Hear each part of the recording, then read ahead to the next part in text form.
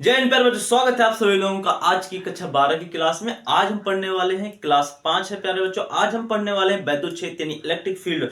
पर बच्चों आपको बता देना चाहते हैं कि इलेक्ट्रिक फील्ड से 4 से 5 नंबर का क्वेश्चन बोर्ड एग्जाम में आता ही आता है। इलेक्ट्रिक फील्ड से न्यूमेरिकल क्वेश्चन और थ्योरी डायरेक्ट पूछी जाती है बोर्ड एग्जाम में, इसलिए इलेक्ट्रिक फील्ड तो यानी कि विद्युत क्षेत्र तो बहुत ही इंपॉर्टेंट है कक्षा 12 के लिए बोर्ड एग्जाम की दृष्टि से देखें तो। फिर बच्चों कक्षा 10 के बोर्ड एग्जाम से दृष्टि से देखें तो भी इंपॉर्टेंट है वैद्युत क्षेत्र। तो चलते हैं पहले बच्चों वैद्युत क्षेत्र के बारे में आज पढ़ते हैं, एकदम डिटेल और एकदम जमीनी स्तर से समझते हैं। और जैसा कि हम आपको बार बार कहते हैं, प्रत्येक क्लास में कहते हैं कि अगर आपने क्लास को लास्ट तक देखा तो आपका 100% चांसेस है कि आपको पूरा पूरा समझ में आएगा, रटना बिल्कुल नहीं पड़ेगा। और आपको यदि फिजिक्स आती भी नहीं है तब भी आपको क्लास समझ में आएगी और कुछ भी नहीं छूटने वाला है, 0% नहीं छूटने वाला। प्यारे बच्चों चलते हैं वैद्युत क्षेत्र के बारे में पढ़ते हैं एकदम आसान और डिटेल तरीके से। लेकिन उससे पहले अगर हमारे चैनल में आप नए हैं तो सब्सक्राइब कर लीजिए, और यदि पुराने बच्चे हैं तो लाइक और शेयर कर दीजिए। और साथ ही आप क्लास के लास्ट में जरूर बताइएगा कि आपको ये क्लास कैसी लगी। और फिर भी अगर कोई डाउट रहता है, हालांकि संभावना ही नहीं है कि डाउट आपको हो, लेकिन अगर कोई डाउट रहता है तो आप कमेंट में जरूर बता सकते हैं, उसका आपको वीडियो मिलेगा या तो फिर हम आपको कमेंट में ही जवाब देंगे। तो चलते हैं बच्चों, जीरो से समझना है, बेसिक तरीके से समझना है। अगर आपको फिजिक्स आती भी नहीं है तो भी आपको फिजिक्स समझनी है, तो फिर आपको क्लास लास्ट तक देखनी पड़ेगी। एनसीईआरटी परिभाषा क्या है, पहले हम एनसीईआरटी परिभाषा आपको बताते हैं, फिर उसको जमीनी स्तर पर समझाते हैं। ठीक है, देखो वैद्युत क्षेत्र कुछ नहीं है, एकदम आसान और एकदम सिंपल सा कांसेप्ट है, आपको समझ में आएगा, 100% आएगा। लेकिन देखो समझते हैं पहले हमें इसको। एनसीईआरटी बुक में इसकी थ्योरी क्या दे रखी है। एनसीईआरटी बुक के अनुसार वैद्युत क्षेत्र कहता है, या वैद्युत क्षेत्र के बारे में एनसीईआरटी बुक कहती है कि कोई एक बिंदु पर वैद्युत क्षेत्र है, उसी बिंदु पर रखा एक स्थिर एकांत धनावेश पर लगने वाला बल के समान होता है। परिभाषा नहीं समझ में आई होगी, हाँ, लेकिन परिभाषा यही एग्जैक्ट आपकी एनसीईआरटी की परिभाषा। खैर नहीं समझ में आई कोई दिक्कत की बात नहीं, हम तो समझाएंगे ना आपको। चलो पहले हम एनसीईआरटी की परिभाषा क्या है वो लिख लेते हैं। क्या कह रहा है, किसी बिंदु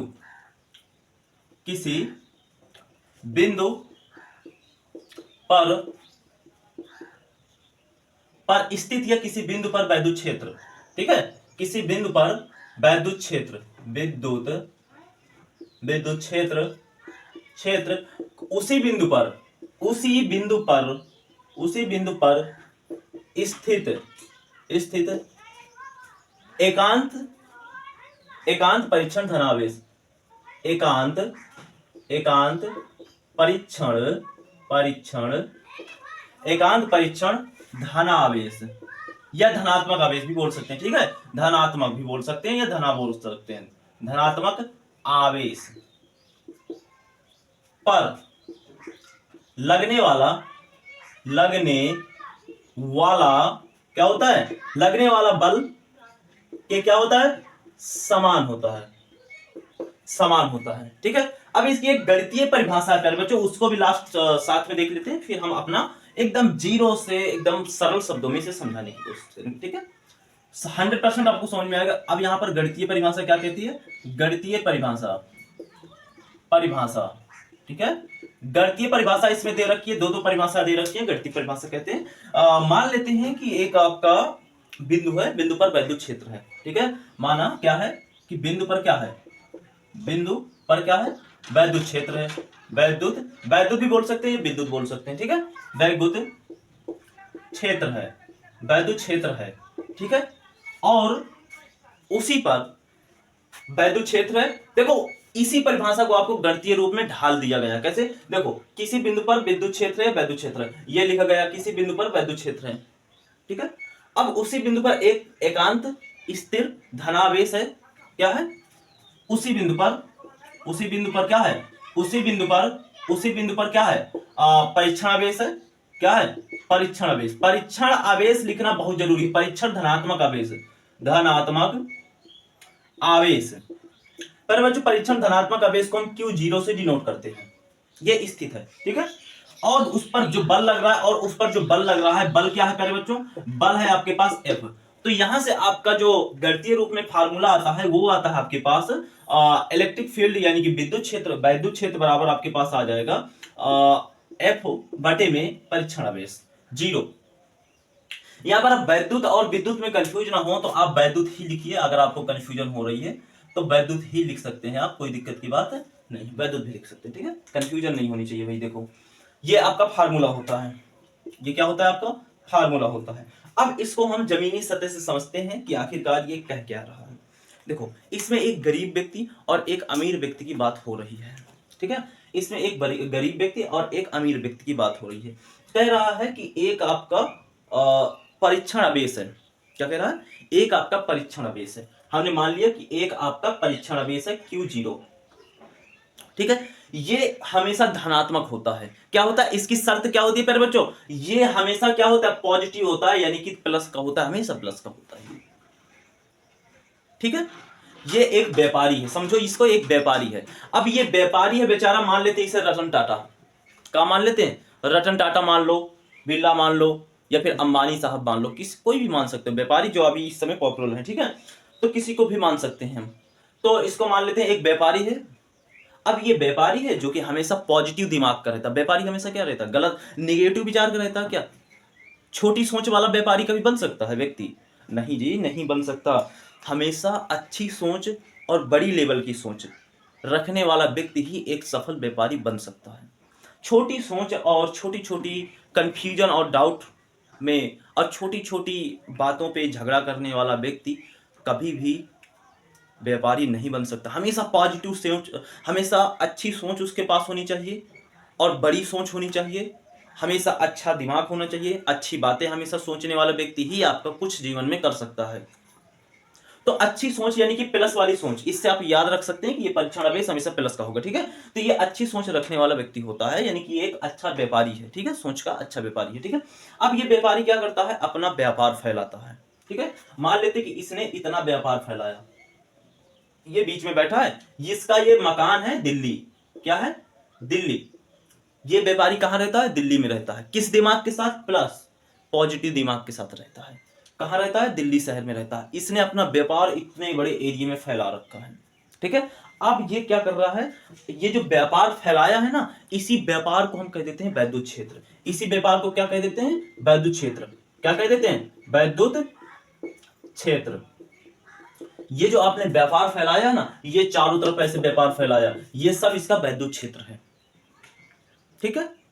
व्यापार को ही हम वैद्युत क्षेत्र कहते हैं। अब व्यापारी है तो व्यापार तो फैलाएगा ना, अपना सिकोड़ेगा थोड़ा ना, बर्बाद थोड़ा ना होना कि अपने व्यापार को कम करेगा, वो तो फैलाएगा जितना चाहेगा, वो ज्यादा से ज्यादा स्पेंड करने की, ज्यादा से ज्यादा फैलाने की कोशिश करेगा वो, ठीक है।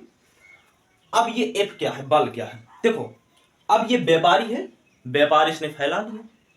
अब ये अकेले व्यापार चला लेगा का अपना पूरा, ये तो मास्टरमाइंड है, ये तो व्यापार को डील कर सकता है, व्यापारी है, मेन व्यापारी है, तो ये व्यापार को देख सकता है, अपने व्यापार को, व्यवसाय को देख सकता है कि भैया हमारा व्यवसाय अच्छा चल रहा है, हमारा धंधा अच्छा चल रहा है कि नहीं चल रहा है। ये इसने धंधा फैला लिया, अब इस धंधे को आगे बढ़ाएगी कौन, लेबर।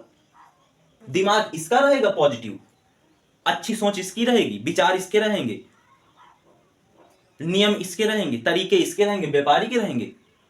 बाकी इस व्यापार में काम कौन करेगा, छोटे मोटे लोग करेंगे। इसकी बहुत सारी फैक्ट्रियां होंगी, बहुत सारी छोटी मोटी दुकानें होंगी, अब पता नहीं कौन सा व्यापार कर रहा है, ठीक है, बिजनेस कर रहा है। तो इस बिजनेस को आगे बढ़ाने का काम, इस बिजनेस को आगे फैलाने का काम सबसे ज्यादा मदद लेबर ही तो करेगी। लेबर तो करती है, लेकिन व्यापारी क्या करेगा, जैसे भट्ठा वाला व्यापारी होता है ना, तो लेबर को क्या करता है, फोर्स करता है। फोर्स मतलब ताकत लगाता है। कैसी ताकत, ऐसा नहीं कि जाएगा किसी के घर में घसीट करके ले आएगा, ऐसा करता है क्या व्यापारी, नहीं, उसे पर्चा दिखाएगा अपने व्यापार के बारे में, अपने व्यवसाय के बारे में पर्चे की, देखो भैया ये हमारा पर्चा है, हम ये काम करते हैं, आप चाहें तो हमारे काम में शामिल हो सकते हैं, पगार आपका 10,000 रहेगा, खाना पीना पूरा फ्री रहेगा। ये ऐसा होता है कि नहीं होता, वो दिमाग के द्वारा आप पर फोर्स कर रहा है, दिमाग के द्वारा ताकत लगा रहा है कि आप उसके व्यापार में शामिल हो जाए, एक लेबर की तरह, जिससे उसका व्यापार बढ़ सके।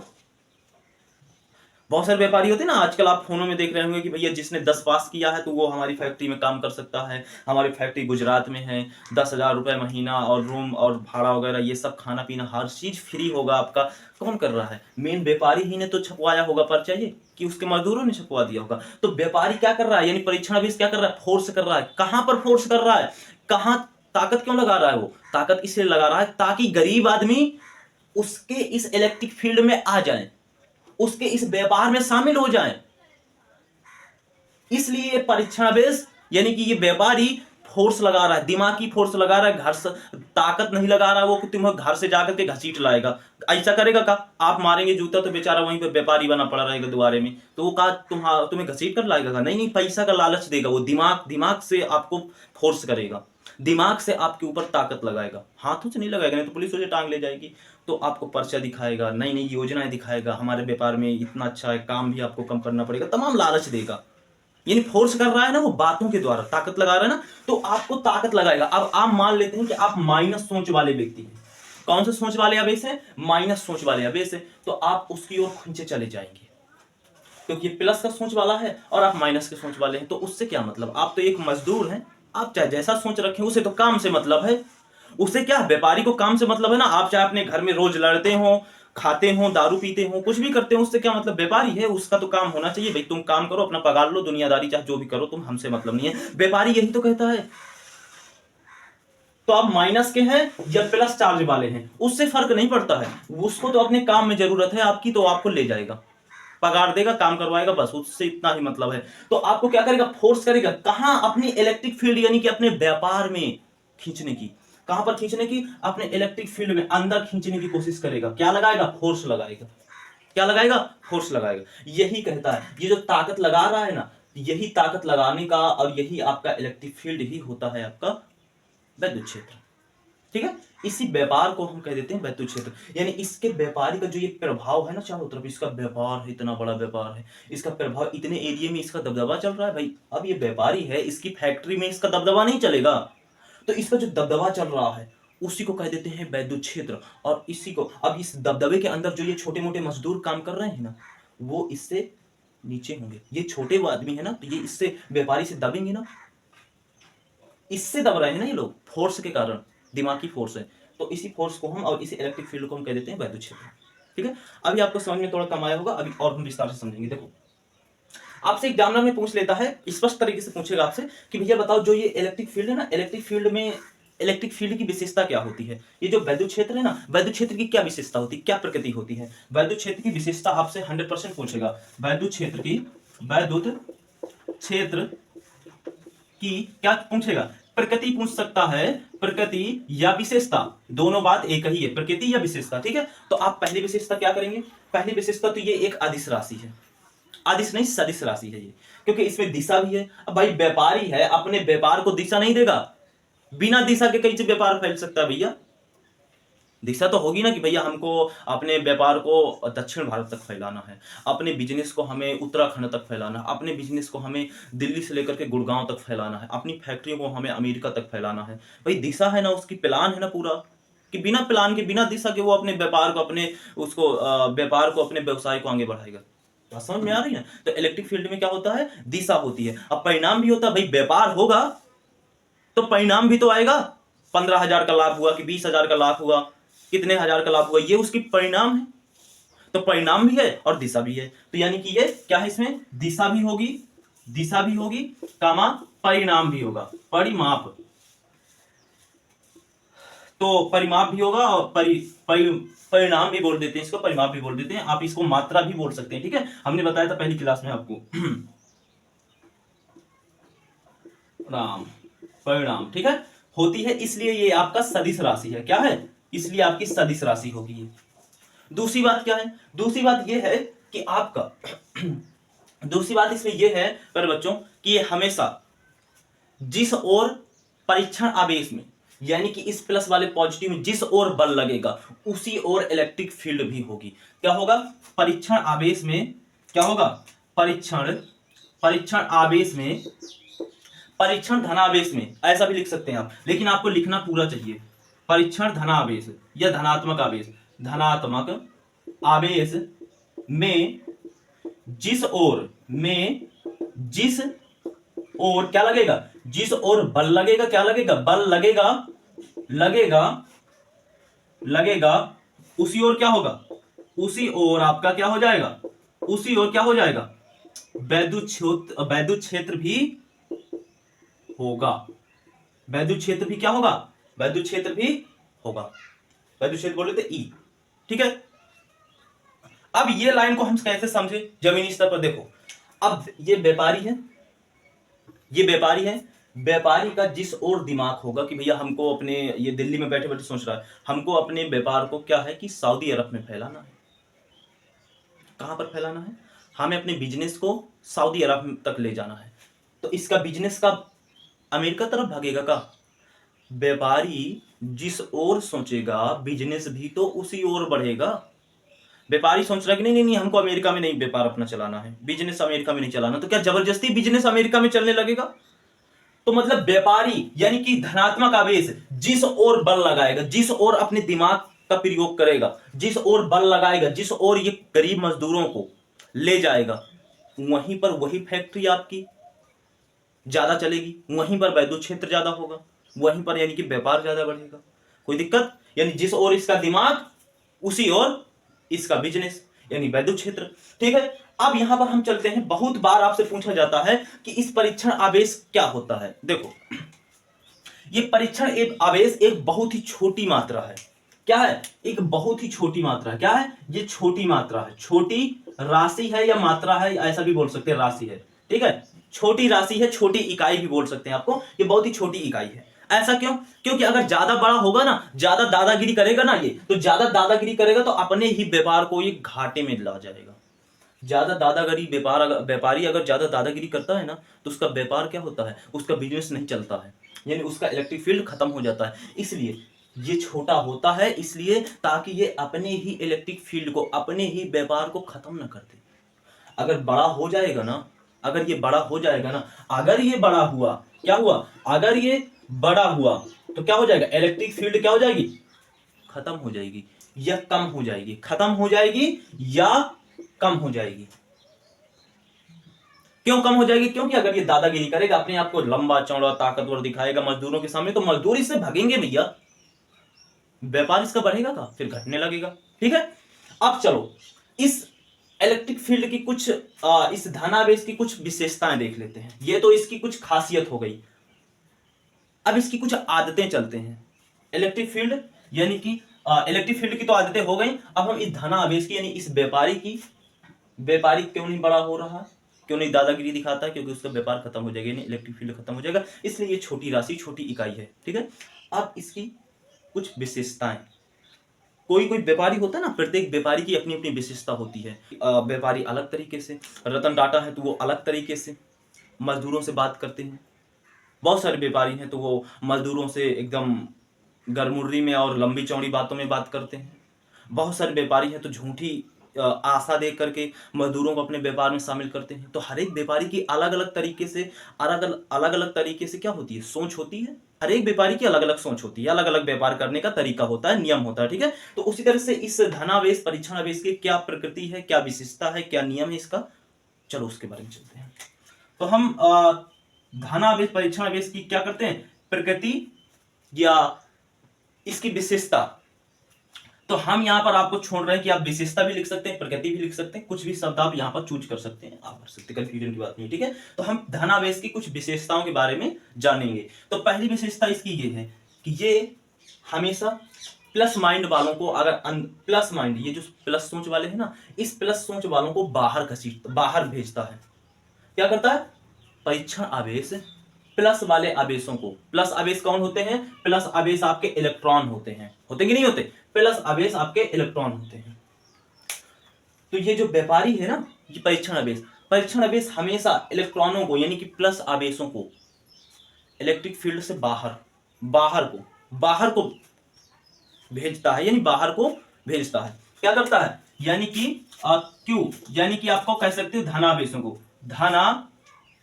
आवेशों को क्या करता है, इलेक्ट्रिक फील्ड से क्या करता है, इलेक्ट्रिक फील्ड से बाहर की ओर क्या करता है, ढकेलता है। ऐसा क्यों करता है ये? क्योंकि कोई भी व्यापारी नहीं चाहेगा कि हमारे दिमाग के जैसा कोई दूसरा आदमी आ जाए। भाई कोई व्यापारी ऐसा चाहेगा क्या कि जिस तरह का हमारी सोच है उसी सोच का कोई व्यक्ति आए और हमारे व्यापार में शामिल हो जाए।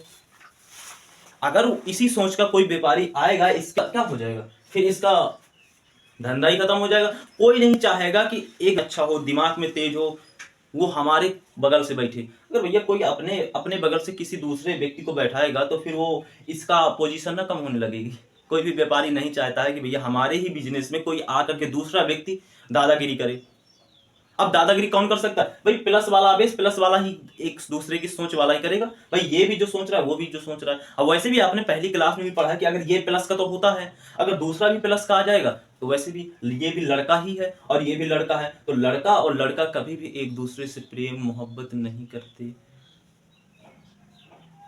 समझ रहे होंगे आप। तो इसलिए इसको बेचारे को बाहर ढकेल देता है। दूसरी बात, अगर यहां पर आपका माइनस का चार्ज होगा यानी कि आपके ऋण आवेश होगा, क्या हो जाएगा? ऋण आवेश होगा। ऋण आवेश होगा यानी ऋणात्मक आवेशों को क्या करता है? इलेक्ट्रिक फील्ड में, इलेक्ट्रिक फील्ड से नहीं, इलेक्ट्रिक फील्ड में क्या करता है? अंदर की ओर करता है, अंदर की ओर खींचता है। दो बेचारे गरीब हैं, दिमाग से ही मजदूर हैं, गलत सोच रखते हैं। 2-2 रुपया की खींच कहीं भी काम कर सकते हैं। दिन में कमाया 4 रुपया, दिन में कमाया 400, शाम को 400 पी लिया।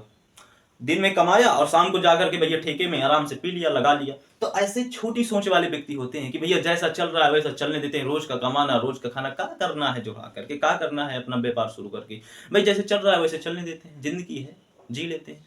ऐसी छोटी सोच वाले व्यक्ति जो नहीं चाहते हैं कि हम भी कोई बड़ा व्यक्ति बने, बड़ा अमीर आदमी बने, हम भी कुछ अपना व्यापार शुरू करें, कुछ पैसे इकट्ठा करें जिससे हमें काम आएंगे, ये सब सोच छोटे व्यक्ति नहीं रखते हैं। बहुत सारे ऐसे आदमी होंगे तो वो ये कह देंगे, आपको मिले भी होंगे आपको ऐसी सोच वाले कि क्या कहते हैं भाई रोज का कमाना है, रोज का खाना है, क्या करना है दुनियादारी से, मतलब क्या है, रोज का खाओ आराम से, रोज का ऐसे रहो, रोज का कमाओ। ऐसी छोटी सोच वाले व्यक्ति होते हैं। तो छोटी सोच वाले व्यक्तियों को ही सबसे ज्यादा व्यापारी अपने व्यापार में शामिल करता है। काहे? कैसे? ये छोटी सोच वाले हैं, कम पैसों में ज्यादा काम करेंगे, ये इनसे कुछ मतलब है नहीं है व्यापार के बारे में। तो ये लोग इसके काम में दखल अंदाजी नहीं करेंगे क्योंकि इनको अपने काम से मतलब है, शाम को 400 रुपया लेना है, बस काम करना है, बस हो गया। लेकिन ये बड़ी खतरनाक व्यक्ति हैं, ये खुद ही चाहते हैं कि हम भी व्यापारी बने, तो ये इसी के व्यापार में घुस करके इसी के व्यापार से अपने आप को मुनाफा कमाने की कोशिश करेंगे क्योंकि ये समझदार व्यक्ति है ना। तो इसलिए इनको ये बाहर ही भगाता है, परीक्षण अभी बाहर ही ढेलता है इनको अपने क्षेत्र से, अपने इलेक्ट्रिक फील्ड से। लेकिन इनको आ जाओ आपको एक्स्ट्रा में जगह हम दे देते हैं, आ जाओ। हमेशा छोटे लोगों को, ज्यादा से ज्यादा मजदूर लोग किसी भी फैक्ट्री में इन्हीं की आवश्यकता होती है, तो इसलिए इन्हीं को हमेशा अंदर की ओर खींचता है। कौन? परीक्षण आवेश। तो कुछ बोर्ड एग्जाम की दृष्टि से इसमें क्वेश्चन कैसे पूछता है और आपको ध्यान क्या रखना है इसमें, देखो ये जो आपका एफ होता है ना, एफ आपका होता है वैद्युत बल और ये होता है वैद्युत क्षेत्र। वैद्युत बल और वैद्युत क्षेत्र एक नहीं है और ये हमेशा प्लस का होता है और ये हमेशा छोटा होता है। क्यों होता है? क्योंकि ये अपने इलेक्ट्रिक फील्ड को खत्म ना कर दे। ठीक है, आपको इसके बारे में पूरा विस्तार से जानकारी हो गई होगी। याद रखना कि बोर्ड एग्जाम में आपको पहले परिभाषा लिखना है, गणितीय परिभाषा लिखना है, आपको सूत्र लिखना है और इसके बाद आपको इसके वैद्युत क्षेत्र के बारे में आपको लिखना है, इसकी 2 विशेषताएं, और फिर इसके बाद इसके बारे में परीक्षण आवेश के बारे में आपको 2 विशेषताएं लिखनी है। अगर आप यही आपका फॉर्मेट रहेगा तो 100% आपके पूरे मार्क्स आएंगे। और यदि हम आपके साथ हैं और हमारे साथ आप हैं तो आप डरिए मत, आपके 90% से कम ही नहीं है कि आपका फिजिक्स में आपका 90 से कम आ जाए, एक भी चांसेस ही नहीं बनता है। तो कोई दिक्कत की बात नहीं प्यारे बच्चों, डेली की क्लास से आप ज्वाइन कीजिए, दिक्कत लेने की जरूरत नहीं है कि आपको फिजिक्स में क्या होगा, कोई प्रॉब्लम नहीं है। और यदि इसमें कोई डाउट होता है तो फिर आप हमसे कमेंट में जरूर साझा कर सकते हैं। मिलते हैं प्यारे बच्चों अगली क्लास के साथ। आप इस क्लास में आपको कोई भी डाउट हो तो आप जरूर हमसे पूछ सकते हैं कमेंट पर, हम उसका जवाब जरूर देंगे आपको। अगर आपके पास ऐसे बहुत सारे बच्चे हों जिनको फिजिक्स नहीं समझ में आती तो आप हमारी क्लासों को उनको शेयर कर सकते हैं। और प्यारे बच्चों क्लास के लास्ट में हम आपसे कहेंगे कि आपने अगर क्लास को लाइक नहीं किया तो लाइक कर दीजिए, शेयर कर दीजिए और सब्सक्राइब भी एक कर दीजिए। मिलते हैं प्यारे बच्चों अगले क्लास के साथ, जब तक कि अगली क्लास देखना बिल्कुल ना भूलिएगा। जय हिंद, जय भारत।